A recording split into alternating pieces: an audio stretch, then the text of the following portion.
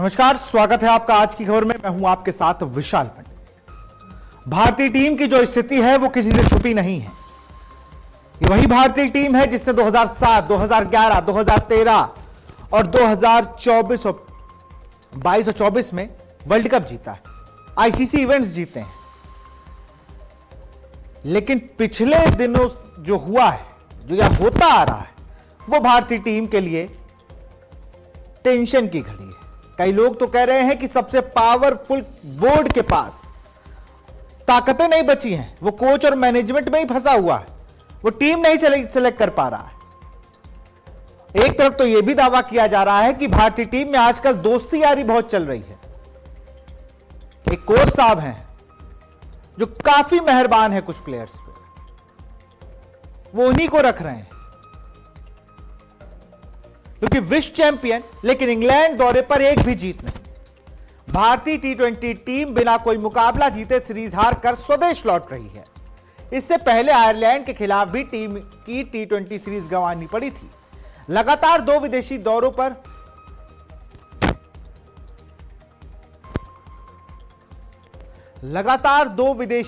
पर मिली नाकामी ने टीम इंडिया के प्रदर्शन और रणनीति दोनों पर सवाल खड़े कर दिए हैं।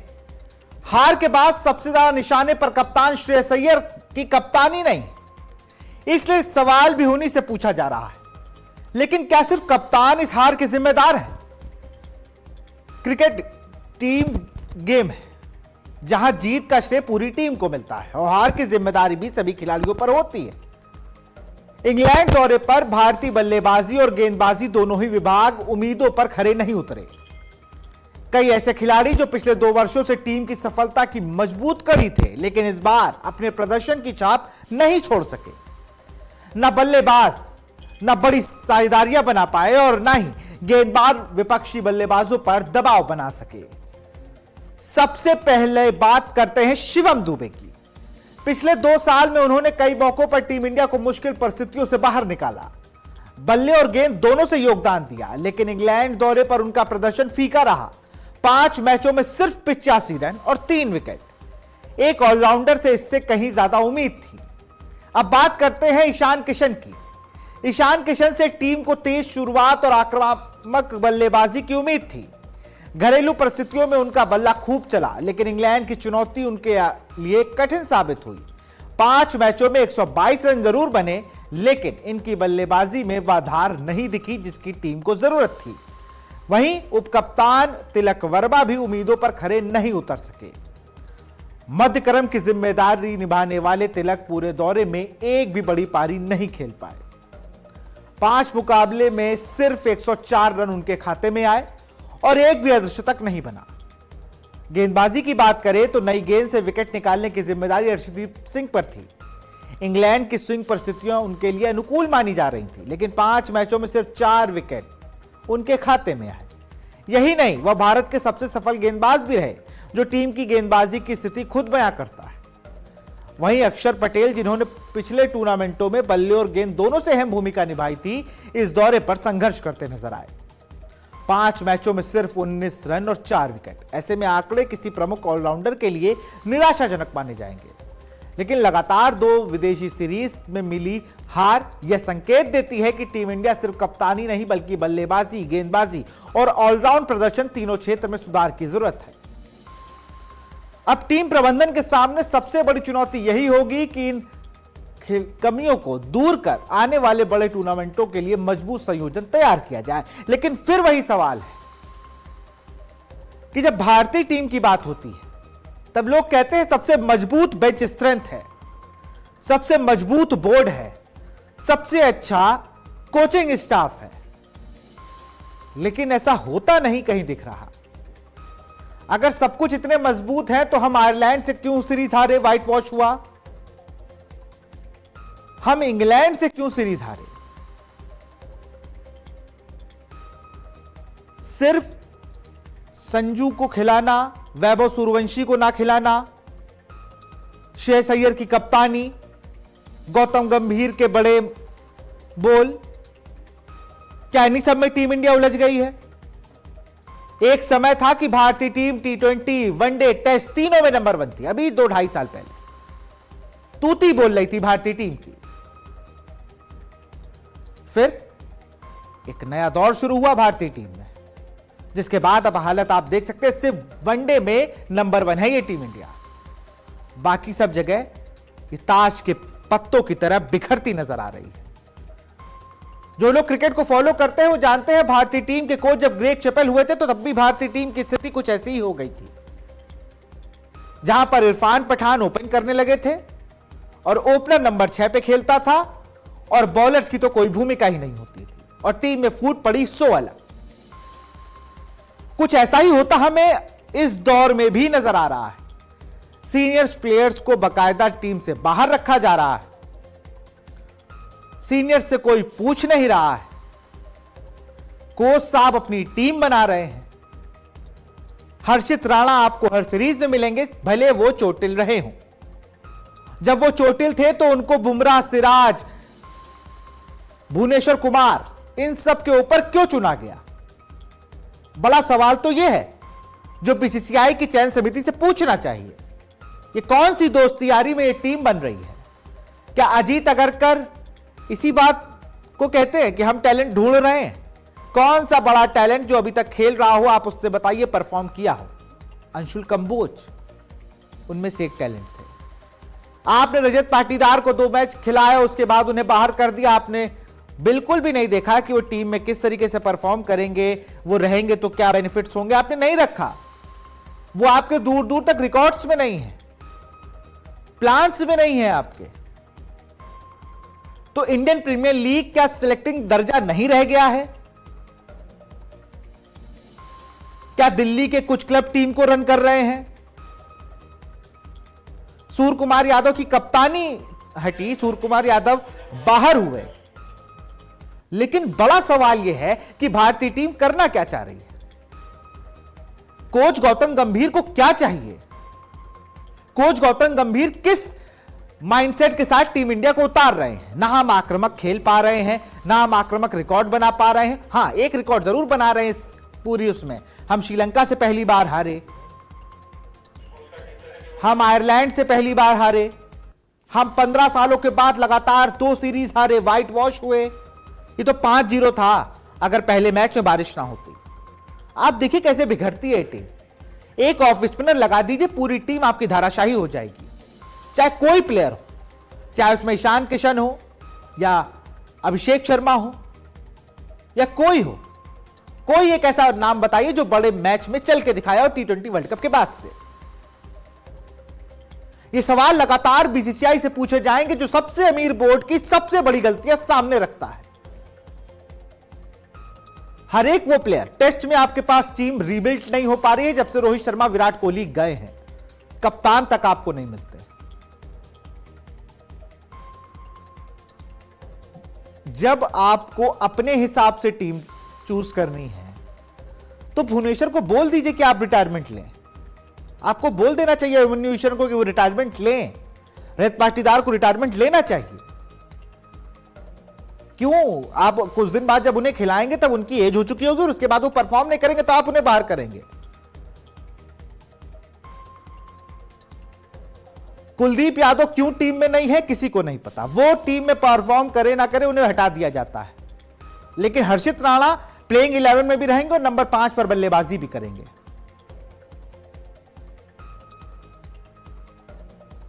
बहुत सी चीजें हैं जिस पर रिव्यू मीटिंग करनी चाहिए।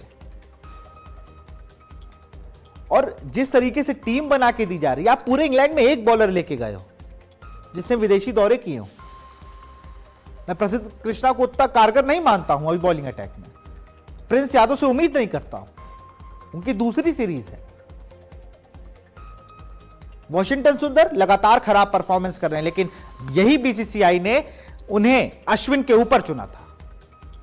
भारत में इंडियन विकेट्स पे अश्विन को ड्रॉप करके वॉशिंगटन सुंदर को खिलाया गया था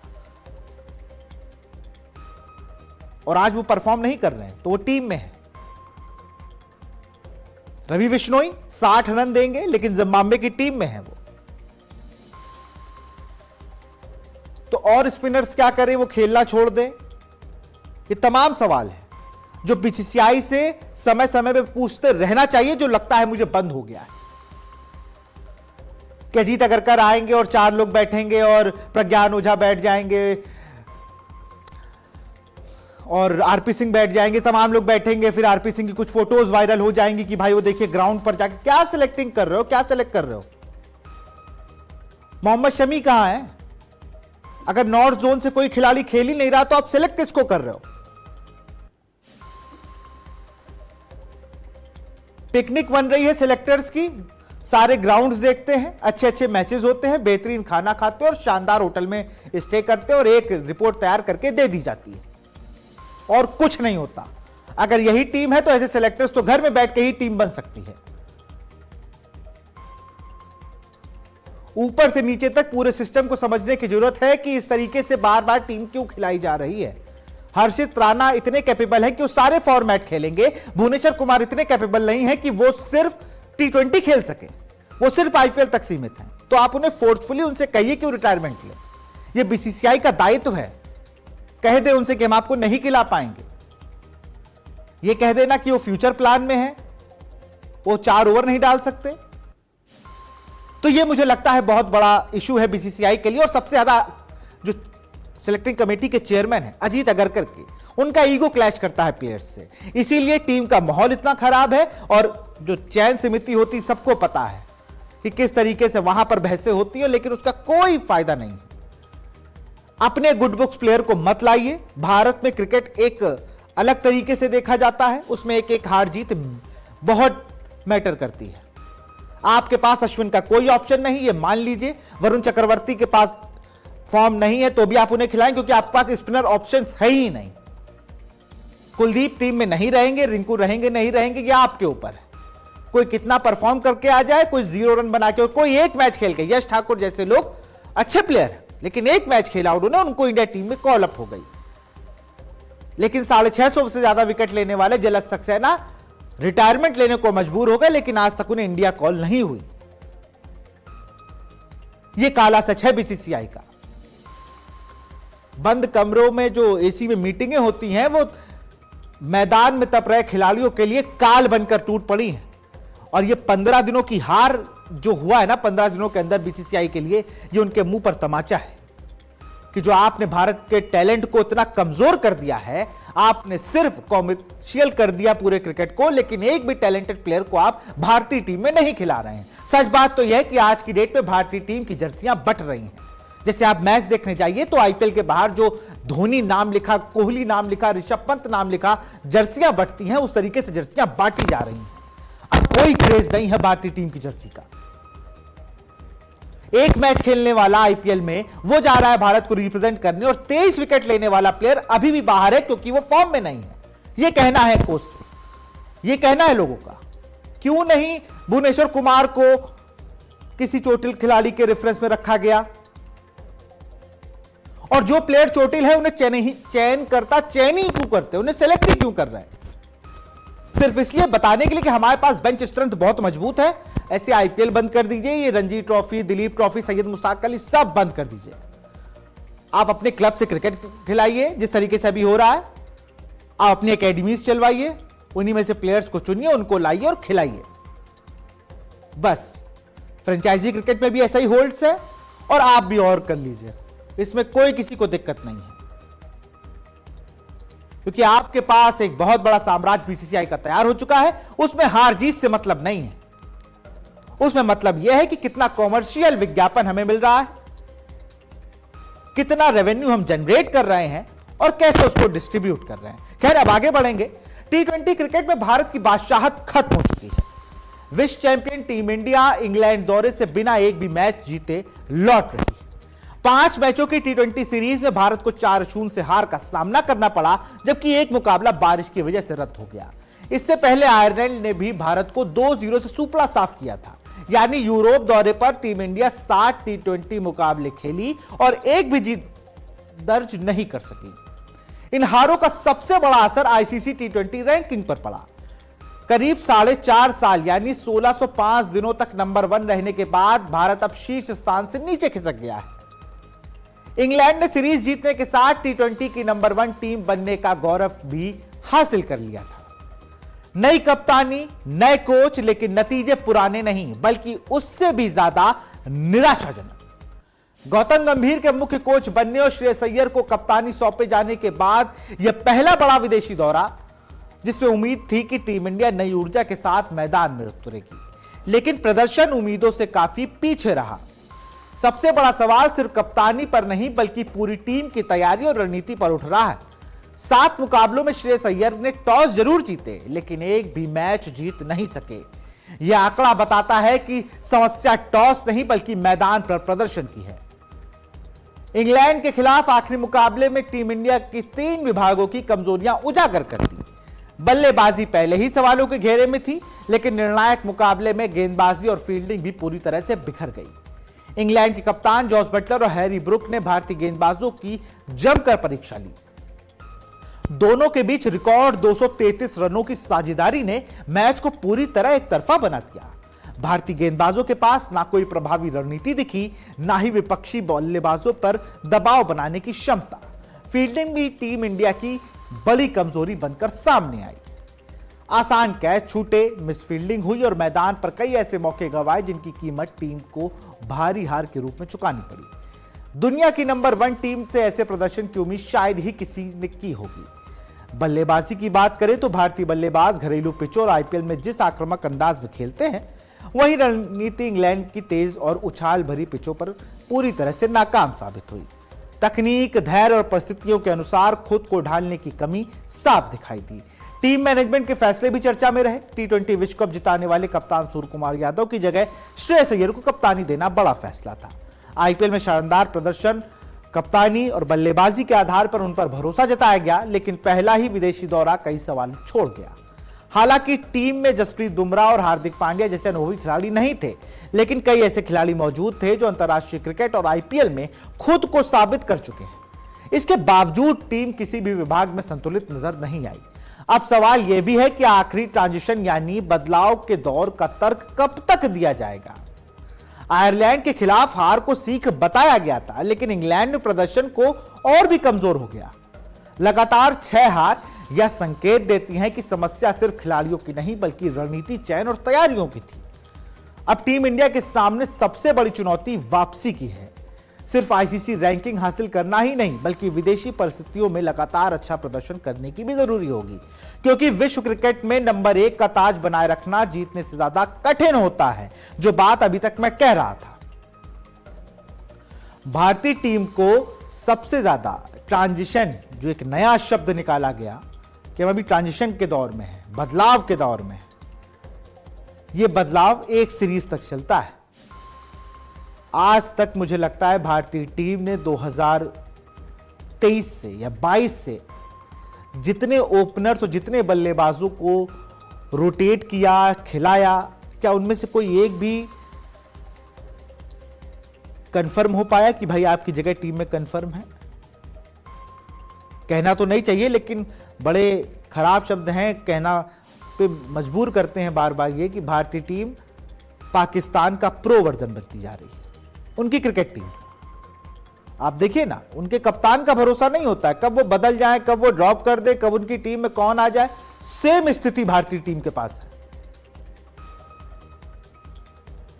ये दोनों एशियाई मुल्कों की टीमों के पास, एक तरफ हमारे पास ट्रॉफीज ज्यादा है, उनके पास बहाने ज्यादा है, लेकिन ट्रांजिशन का दौर दोनों तरफ बहुत अच्छा चल रहा है। आपने सीनियर्स को हटाया, उनकी जगह उन जूनियर्स को लाए जो आपको लग रहा था परफॉर्म करेंगे। एक 15 साल के लड़के को आपने उतारा, वो नहीं खेल पाया, वो टीम से बाहर है। अभी तो सीरीज में रहेंगे, 3-4 सीरीजों में तो रहेंगे ही वो, लेकिन प्लेइंग 11 में कितनों में रहेंगे ये देखना होगा। संजू ने आपको वर्ल्ड कप जिताया, लेकिन वो फॉर्म में नहीं रहा, आप उनको तुरंत बाहर कर देते हो। रिंकू एक सीरीज आउट ऑफ फॉर्म हुए, बाहर का रास्ता। कुलदीप एक सीरीज खराब बाहर। सिराज आपके लिए है ही, सिराज को तो जब आप चाहो तब अंदर रखो, तब बाहर कर दो। स्पिनर्स का भारत में अकाल पड़ चुका है, क्योंकि सिर्फ 2 ही 3 स्पिनर है भारतीय टीम के पास। तो यहां पे आप देखो ना कि आप रवि बिश्नोई, वॉशिंगटन सुंदर, वरुण चक्रवर्ती, इनके ऊपर आप सोच ही नहीं रहे हो। अभी सुथार को आपने खिलाया था तो उसने टेस्ट में परफॉर्म कर दिया, तो यू विल कंसीडर कि he is a test bowler. आपने खुद ही कंसीडर कर दिया भाई कि वो टेस्ट बॉलर है, उसको कहां उससे T20 में बॉल करा रहे हो आप। वो चला गया, वो टेस्ट खेलेगा। वो टेस्ट में कब खेलेगा? जब रविंद्र जडेजा नहीं होंगे या अक्षर पटेल नहीं होंगे, तब खेलेगा वो। पूरे सीरीज में एक बॉलर दिखा पूरी लय में, वो था अर्शदीप सिंह। खूब रन भी खाए, विकेट भी उसी ने लिए। प्रिंस यादव, प्रसिद्ध कृष्णा, हर्षित राणा, सिर्फ उंगलियों पे गिनने के लिए बॉलर हैं ये। जितना हाथ हर्षित राणा पर रखा जा रहा है उतना थोड़ा सा भरोसा उसका 0.5% कर लीजिए भुवनेश्वर कुमार को, वो आपको पावर प्ले में विकेट निकाल के देगा, रन रोक के देगा, और जब आप परेशान होंगे तो आपको वो मैच भी बचा के देगा। दीपक चाहर, शार्दुल ठाकुर सब टीम से आउट है। अब BCCI रिव्यू करे, कोच बदले, कप्तान बदले, ग्राउंड्स बदले, या सारे मैचेस कहे इंडिया में खिलाओ तो ही हम जीतेंगे। अब ये उनके ऊपर। खैर आगे बढ़ेंगे और बात करेंगे फीफा वर्ल्ड कप 2026 की, जो अपने सबसे रोमांचक दौर में पहुंच चुका है। क्वार्टर फाइनल की जंग खत्म हो गई है और अब दुनिया की 4 सबसे मजबूत टीमें सेमीफाइनल की तैयारी कर रही हैं। फ्रांस, स्पेन, अर्जेंटीना और इंग्लैंड 4 दिग्गज, लेकिन फाइनल में जगह सिर्फ 2 को मिलेगी। अब हर मुकाबला करो या मरो का है, जहां एक छोटी सी गलती भी विश्व कप का सपना तोड़ सकती है। क्वार्टर फाइनल में फुटबॉल प्रेमियों को कई यादगार मुकाबले देखने को मिले। फ्रांस ने मोरक्को को 2-0 से हराकर दमदार अंदाज में अंतिम 4 में जगह बनाई। स्पेन ने बेल्जियम को 2-1 से मात देकर अपनी दावेदारी और मजबूत कर दी। वहीं इंग्लैंड ने एर्लिंग हॉलैंड की नॉर्वे को 2-1 से हराकर सेमीफाइनल का टिकट काटा। मौजूदा विश्व चैंपियन अर्जेंटीना ने भी स्विट्जरलैंड को रोमांचक मुकाबले में हराकर लगातार दूसरी बार खिताब जीतने की उम्मीद बरकरार रखी। अब निगाहें पहले सेमीफाइनल पर है, जहां 15 जुलाई को फ्रांस और स्पेन आमने सामने होंगे। दोनों टीमें शानदार फॉर्म में हैं और दोनों के पास मैच जीतने वाले स्टार खिलाड़ियों का भरमार है। फ्रांस की ताकत उसकी तेज आक्रामक शैली है, जबकि स्पेन अपनी पासिंग और बॉल पोजीशन के लिए दुनिया भर में जाना जाता है। इस मुकाबले से पहले मैदान के बाहर भी माहौल गर्म हो चुका है। स्पेन के युवा स्टार लामिन यमाल ने फ्रांस और किलियन एम्बावे को चुनौती देते हुए कहा कि यूरो कप की तरह इस बार भी स्पेन भारी पड़ेगा। हालांकि फ्रांस की ओर से इस बयान पर कोई आधिकारिक प्रतिक्रिया नहीं आई है। अब जवाब शब्दों से नहीं, मैदान पर प्रदर्शन से मिलेगा। दूसरे सेमीफाइनल में 16 जुलाई को फुटबॉल जगत की 2 सबसे लोकप्रिय टीमें भिड़ेंगी। मौजूदा विश्व चैंपियन अर्जेंटीना का सामना इंग्लैंड से होगा। यह मुकाबला इतिहास, प्रतिष्ठा और दबाव तीनों का संगम माना जा रहा है। इंग्लैंड के कप्तान हैरी केन शानदार फॉर्म में है और अब तक 6 गोल कर चुके हैं। दूसरी तरफ लियोनेल मेसी भले ही क्वार्टर फाइनल में गोल नहीं कर सके, लेकिन पूरे टूर्नामेंट में 8 गोल के साथ शीर्ष गोल स्कोररों में शामिल हैं। ऐसे में दोनों दिग्गजों पर अपने अपने देश की उम्मीदों का सबसे बड़ा भार होगा। अर्जेंटीना लगातार दूसरी बार विश्व कप जीतने के इरादे से मैदान में उतरेगी, जबकि इंग्लैंड की नजर 1966 के बाद अपने दूसरे विश्व कप खिताब पर है।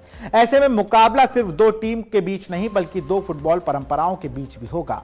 अब देखना दिलचस्प होगा कि क्या फ्रांस और अर्जेंटीना फाइनल में पहुंचकर पिछली सफलताओं को दोहरा पाएंगे या फिर स्पेन और इंग्लैंड नया इतिहास रचेंगे। अगले 2 मुकाबले तय करेंगे कि विश्व फुटबॉल का नया बादशाह कौन होगा। अब देखना होगा जब ये 4 बड़ी टीमें टकराएंगी तो कौन किस पर भारी पड़ता है। तो फिलहाल के साथ गेम प्लान में इतना ही। आप देखते रहिए आज की खबर। नमस्कार।